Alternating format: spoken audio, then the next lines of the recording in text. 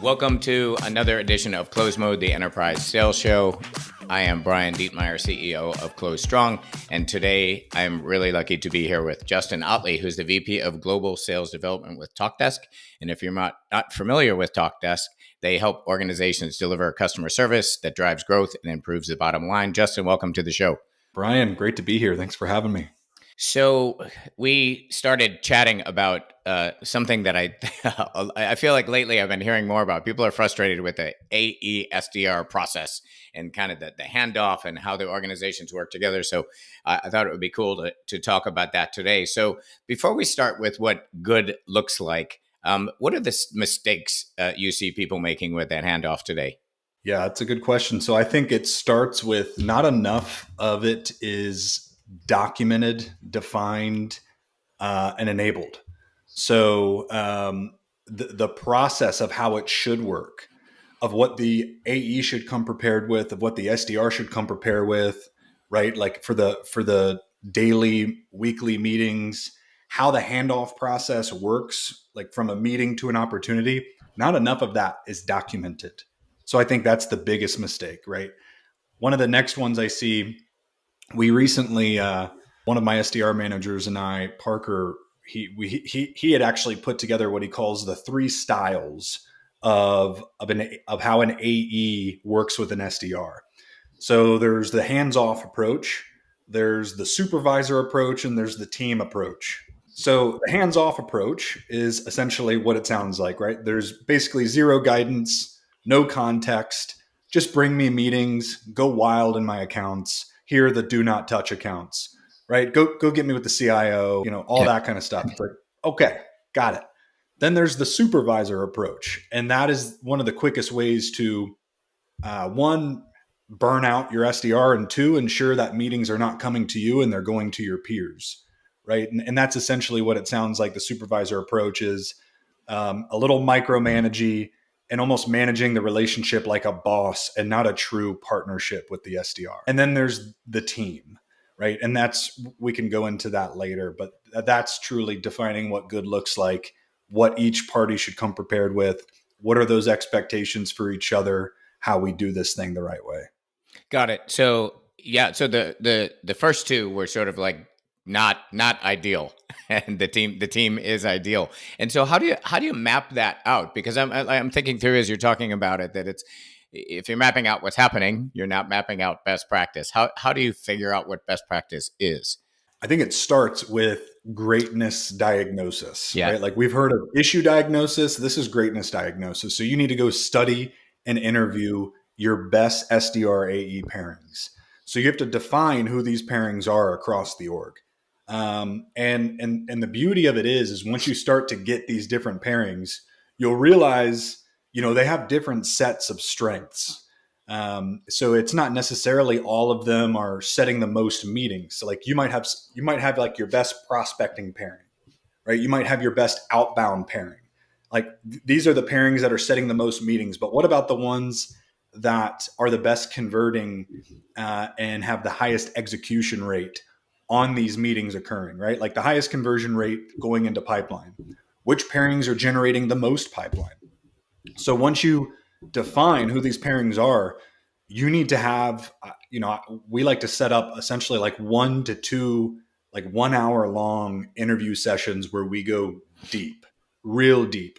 And what you find, and I talk about this with A players, but it's true also with an SDR AE pairing that's working really well. You've got to come prepared with like 20, 30 questions. And then there's going to be a lot more because there's a lot that they're doing that they don't realize is unique. They don't realize that no one else is doing what they're doing. So they might not, if you just go and ask them, hey, what are you doing that's so great? They're not necessarily going to give you what you need to know.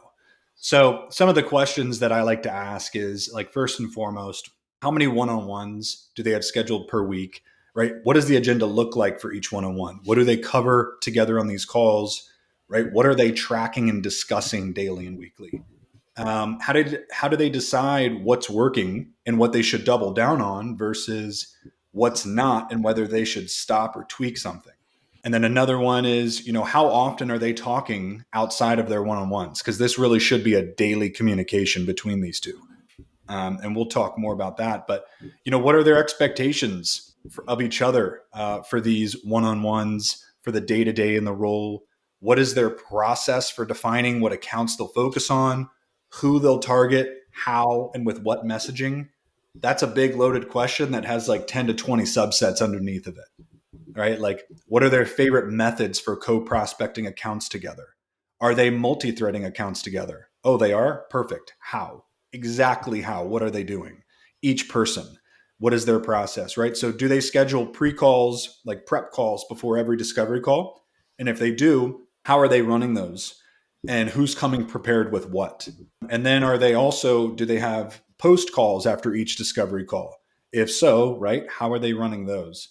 There's a lot more, but I think those are some of the ones we like to start with to get the conversation going. And I like to have these calls with probably one of my SDR managers and definitely someone from enablement. And I need the enablement person to document everything, record the session. So I think that's step one is define who these best pairings are, study them, interview them, and now you start to document it. Right now you can start to put together something that you can leverage at scale.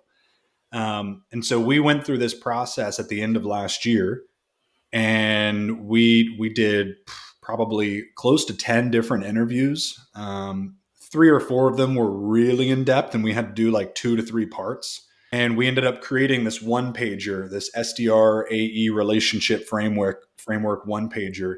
It was really designed for new AEs, for all existing AEs, and then all new AEs coming on board. We wanted them to have this one page go to on like, hey, here's how it should work. Here's what you need to do. Here's what you should come prepared with. Here's what the SDR comes prepared with. And then there's like a bunch of cool hyperlinks where like our SDR managers helped put this together. And there's hyperlinks that can take them to like a Loom video where it shows them exactly how to do, right? Like what we're showing them to do. So it's condensed in one page, but then it has a lot of supporting context and detail behind, which is really important.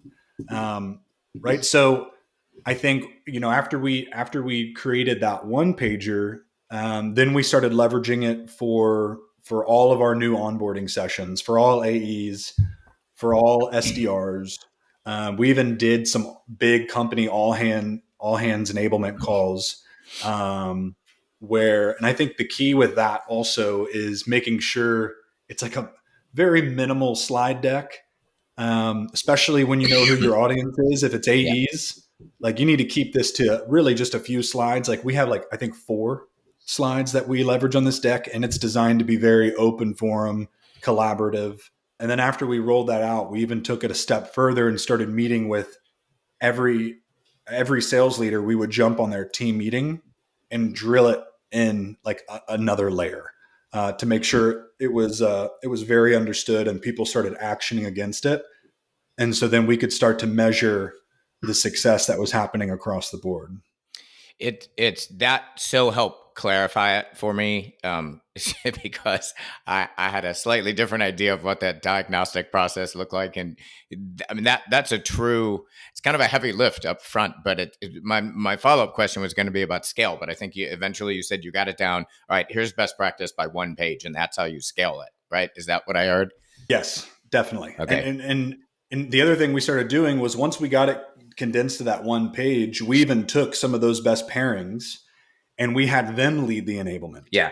Because look, we all, as sellers, sales folks, a lot of us, unfortunately, are not paying nearly as much attention to enablement as enablement would like us to.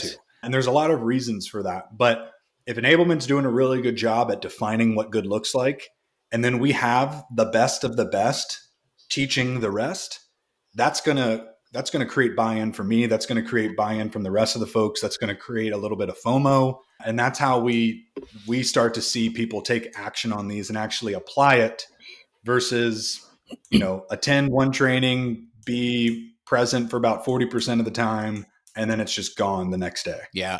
Yeah, yeah, it's so you're doing such a great job of like leading into my next question, because that's what struck me too. This kind of bottom up build best practice, and the adoption then and the check in to it, as opposed to coming top down. Go, here's best practice. You guys live with it. I love the idea of building it together, and then also you said the enablement piece, that they're enabling one another on the new process. Yeah. Yep, that's Yeah. that's that's pretty cool. Absolutely. And so, how do you now? I'm sure. So you're bringing a lot of rigor to this, which makes total sense. And then there's certain flexibility accounting for styles, right? You and I as a pairing have a certain relationship style. How do you handle that kind of range of, hey, but Justin and Brian want to do it a little bit differently? Well, that's actually a really good point. So the framework itself is designed to be where people can take it and make it their own a bit. Okay. So we do have the supporting context and detail where, there's going to be plenty of AEs that don't have a lot of experience managing that relationship, or they might not have good experience. So they do want to follow something to a T. We have that for you. But it's also designed in a way to where once you and your SDR or once you and your AE start to get on the same page, you guys start to develop that rhythm. You guys start to find things that just work better for you than what's even listed on this. And we've had a ton of folks do that, right? Like we've had some SDRs and AEs take like the co-prospecting motion to a whole new level where they're doing, daily, weekly call blitzes together on the phone together. Um, and that's had a ton of success too, where we haven't really seen other folks doing that. We haven't seen AEs willing to do that. So now we're trying to get those call recordings documented and pushed out to the rest of the folks so that they can realize like, hey, this actually isn't that big of a lift, and here's like what the expected ROI could be if you put in this level of effort. Yeah. So so there's the diagnostic and that lift up front, and then how often are you visiting and tweaking? Is there a formal mechanism to say, all right, we have this one pager? How often are you checking in and going, let's adjust a little? So I think it starts with, definitely at least every week, there is a very unique instance, example, or story that is occurring, and we have to document it. We have to be looking for it. We got to keep our eyes and our ears out for it, and we have to document it. So, like, I can tell you here at TalkDesk, like, there's a bunch of different Slack channels. If I'm looking at like the US or the Americas SDR Slack channel, that team is really collaborative and they're posting a lot of unique things that they're doing with their AEs. And I try my best to be looking at it daily. And if I see something that's unique that we don't have documented, I'll tag our SDR enablement person, Jennifer, and be like, hey, Jennifer, help me document this fast. This is incredible. Yeah. So I think that's the big key is like start with making sure we're not losing any of the greatness that's happening outside of what's already been defined and documented. And then, as we start to see things occur that we do think are unique, and we challenge a few of our A players or our team leads to try to implement this themselves, if that starts to go successfully, okay, now let's add to the one pager. Yeah. Like, let's tweak it a little bit. Let's change our message to onboarding. We need to include this. So I wonder if the 80-20 rule applies here. Like, can you point to maybe two or three things that you did in documenting this process that you feel had the biggest impact? Like, if we were to say to others, low hanging fruit, what should we go after? I would say it was the extent and the level of detail that we were going in the interview process with Okay. a few of the best pairings, where like we had one good call and we had enough to build something off of. But I was talking with the enablement person. I'm like, man, we can and we probably should go deeper. Like, I Right. know we're going to be requesting another hour of their time, but like we got to also help them see like, hey, we're going to help you build your brand with this. If you guys want, we'll set up an enablement session. This is going to build your brand, build your network within the company, and this is going to like really help your peers exponentially. And so I think when we scheduled like parts 2 and 3 and even 4 for one of these pairings, we started uncovering some level of detail I had no idea that was occurring within my org. Yeah. I didn't know the extent of what was happening until we scheduled the second, third, and fourth. Yeah, that and what were the sort of lead things that are producing the best results for you, to say, look, if there's two or three things you've got to do. Like we have that whole one pager. There's two or three things that have to happen to make this uber successful. Because I'm just wondering if like other people might be missing these, these big two or three things when you get into that hour-long deep dive. What are you finding to go, oh, this is it. This is the thing they're doing that's really making it successful. Yeah, I can give you an example for one of them. We have, she was actually our SDR of the year, and she's paired with an AE who was a previous SDR manager, funny enough. So no surprise, they're one of the best pairings. And they had one of the biggest outbound success stories of the year in our previous fiscal year. It was a massive credit union deal, pure outbound that closed. And so we wanted to feature this on our RKO.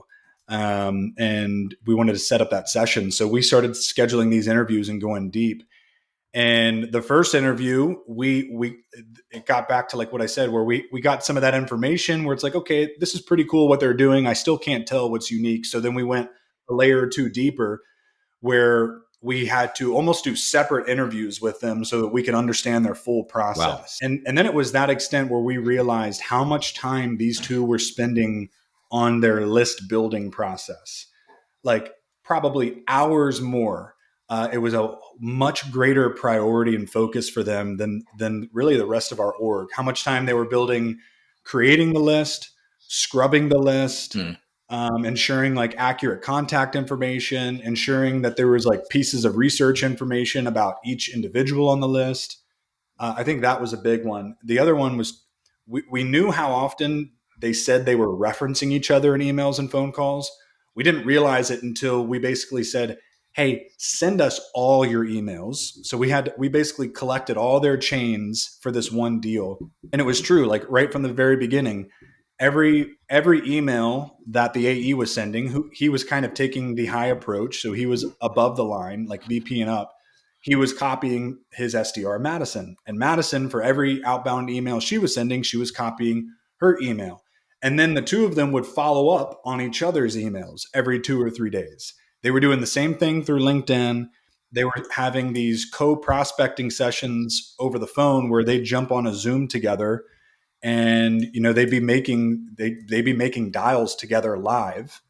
And if Madison got a hold of someone and she needed the help, Johnny would just jump in. And they did it in a way where it wasn't super awkward, because as you can expect, that could be pretty awkward.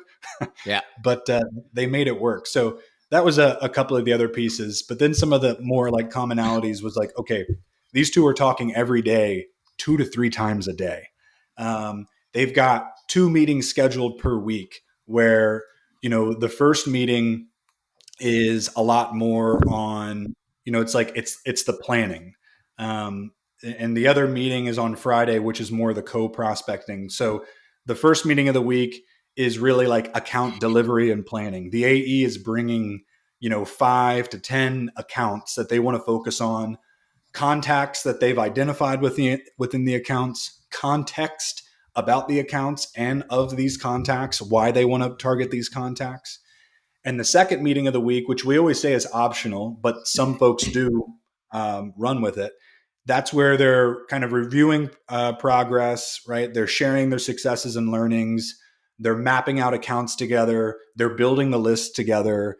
But then they're also doing some of that co-prospecting together as well.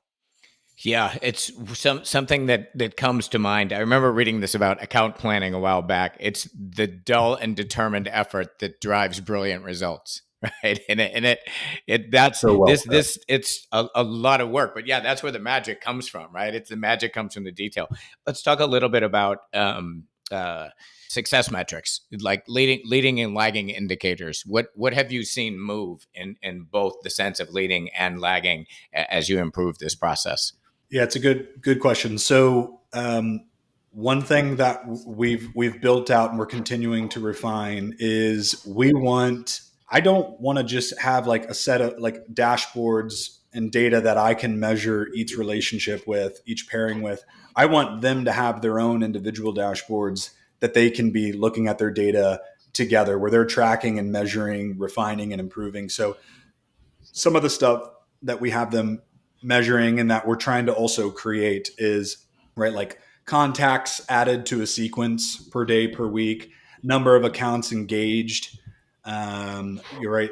Number of sequence steps that are skipped, number of overdue steps, email open rate, obviously, reply rate, relative reply rate, sequence bounce rate, sequence success rate, right? Like meetings booked based on the number of prospects in that sequence. What is their call connect rate? What is their, how many conversations are they having? What is their meeting book rate? What is their show rate? Right? When they're scheduling meetings, how many of these meetings are occurring?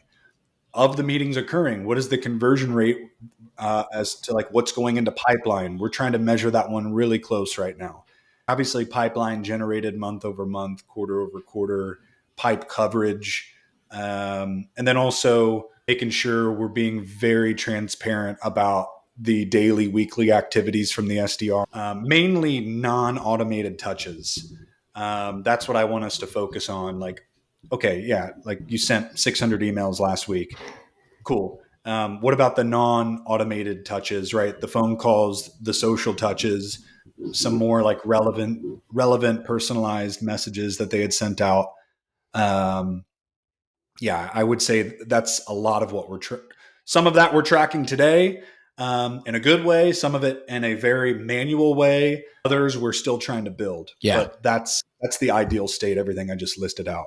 So is there, it sounds like you built this all based on internal best practices, right? I'm just wondering if there are any external guides or anything you leaned on to help you think through this, or did you guys build this all internally based on what the best pairings are doing? It was, I would say, probably like an 80-20, Okay. right? So like 80% of it was what we documented internally. Now, Yeah. if we didn't have a lot to go off of, then yeah, I mean, because I have a fair amount of experience with this, so there was my own thoughts and ideas I brought to the table. The SDR leadership team that I worked on with this, they had their thoughts and ideas, and we also we worked really closely with the AE leadership team on this, where we wanted to basically show them all the different styles of relationships that are happening, how disparate it truly was, and then what would happen if we really modeled and followed what the best do. So we created buy-in really fast with the AE leaders, and then we worked with them hand in hand. Every iteration, every new bullet that was added, we're asking for their feedback. Some were just like, guys, this looks great, great, great. Not a whole lot of feedback. Others were a lot more involved in what they were sharing, what they liked, what they didn't like. And that was cool because once we got to the final product, everyone was bought in. So then when it was time to roll it out, the AE leaders, since they had a piece of buy-in, they were pushing that a little bit more urgently and prioritizing it with their team versus something that maybe they had no idea how it was created or why they weren't, reached out to about it. Yep. So one of my final question for you has to do with goal setting and comp. And speaking of leading and lagging indicators, how did either or both of those play a role in what determines best practice? Yeah, it does. And it's funny because I told you earlier that in every one of those onboarding sessions we lead for like new AEs, the first slide that I lead these sessions. Okay. So the AEs have their onboarding session. I don't know how long it is. It goes for a couple weeks, but there is we have this SDR AE relationship session that I'm leading. And the first slide that I show is how your SDR gets paid. I want it to be crystal clear how their SDR gets paid, how they're incentivized, how they can move the needle, and how you can move the needle with them. So I think that's first and foremost is making sure that's fully transparent. Secondly, with the SDRs right now, they're not tied to a revenue or a pipeline number yet. There's a lot of data we're doing right now where next year that'll probably look different. But right now, 100% of their plan is essentially creating sales stage one, semi-qualified opportunities. And the criteria of those opportunities is actually the second slide that I cover is what is an SS1 criteria, very black and white. There's three things we talk about. We cover it with the AEs. And then I also open it up to see, like, does anyone have pushback? Does anyone have any concerns with this? Like, I can share with you why we came to this model, where we came from, and how we came to this conclusion. So I think that's one. And then the other one is with the SDRs, and this starts with onboarding with them, is expectation setting as to, like, yes, you are comped on and you're paid on generating these qualified opportunities per month, but let's make it crystal clear. We're only as good as the pipeline we're building, people. And that is so that the company can take those deals and close them at a repeatable and a predictable rate and go grow the company. So keep that in mind, even though, like, I'm not measuring you on pipeline and I'm not measuring you, paying you on the conversion and what's going to pipe and what's closing. We are looking at it closely. And if you have a high turnover rate or drop off rate of what goes into pipe and then drops out, or you're setting a ton of meetings, but not a lot of them are going to SS1, and we start to dig in and it's like, we're tossing a little bit too much crap over the fence. We could do a bit more refining on our end as far as what we're bringing to the table. All that is thought about and looked into. Amazing. The entire, and I mean that legit, like the entire process. I really appreciate your time, super generous with your time and your ideas. And, I find one of the things I love about doing this podcast is the kind of valuable contribution I think you just made to this handoff. And so many of you and your peers have been great with that. So thank you so much for all of this. Yeah, absolutely, Brian. This was fun. Yeah, it's a topic, like you said, that it's starting to be talked about a little bit more. Everyone knows it's an issue at most companies, or it needs to be addressed. Yeah. And I'd like to hear more people talking about it. I'd like to learn from my peers more about it, because there's that, I've heard people call it, but there's like that dead zone, the tweener zone of, like, when an opportunity is or when a meeting occurs, and, like, whether it goes to an opportunity or whether it doesn't, that's like a whole nother topic, is like, how are you tracking and measuring that? What kind of, like, what does that feedback loop look like? Yeah. I could nerd out on that one too. Yeah. I think you just set a new bar for it, and I'm also glad you say that, because I want to start encouraging folks, like when we push this video out, to start filling that comment section with saying, hey, this is what I learned. So thanks for reminding me on that. So I appreciate it so much. And thank you again for all of your time. Yeah. Thanks a lot, Brian.